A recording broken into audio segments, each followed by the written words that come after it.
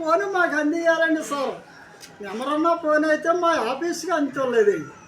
మీరు నెంబర్ లేని ఫోన్ మాకు అందించారనుకోండి, మేము రీపిల్ లేని పెన్నతోటి సంతకం పెట్టి బాడీ లేని బండి మీద 5 లోడ్లు మీకు నెట్ క్యాష్ పంపించేస్తున్నామండి.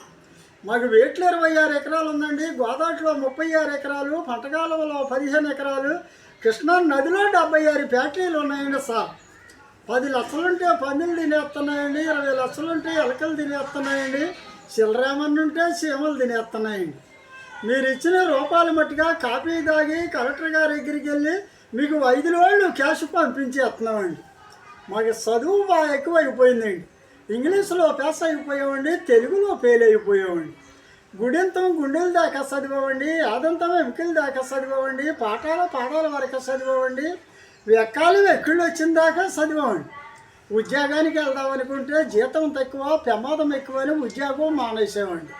నిన్న మధ్యాహ్నం నుంచి సంతకం మర్చిపోయి మీ ఇంటికాడికి వచ్చామండి. అది మాకు వెండి ఎట్లా ఆడుతుందండి, బంగారం పోట్లు ఆడుతుందండి. నిన్న వెళ్ళామండి ఇరాకులో యుద్ధానికి మా టుపాకు ఇచ్చుకోండి.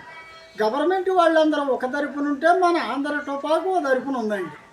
వాళ్ళ టుపాకి మా టుపాకి విజయనగరంలో వదిలేస్తే వాళ్ళ టుపాకు మునిగిపోయి అడిగంటేసిందండి. మన టుపాకు మునిగితే తేలుతా డాము కాడ తేలిందండి మహారాజు. డాము కాడ తేలిన టుపాకు అందుకొని ఇరాక్ యుద్ధంలో వదిలేపాటికి ఎదరకే 120 మంది పడిపోయారండి అదిరికి. కానీ వాళ్ళకి దెబ్బలేం తగలలేదండి, అదిరికి పడిపోయారండి. బతుకున్న వాళ్ళ కొడదామంటే కేసు మోపైపోతుందామని సచిన వాళ్ళ రోజుకి 26 కొడుతున్నానండి సార్. అప్పుడు దొరగారు మంచివారు, మనేట్ల గలవారు, యుద్ధం బాగా చేశారని ఏట్లో రాశారండి 27 ఎకరాలు నాకు. అయ్యా గోదావరిలో 37 ఎకరాలు రాశారండి. ఏమండి ఇప్పుడు మనకి ఏం ధాన్యం పంపమంటారు? అక్కుళ్ళు ధాన్యమా, బసింగ ధాన్యమా, కృష్ణ కాటికిలా, 1001, సోనా మసూరా, బాసుమతి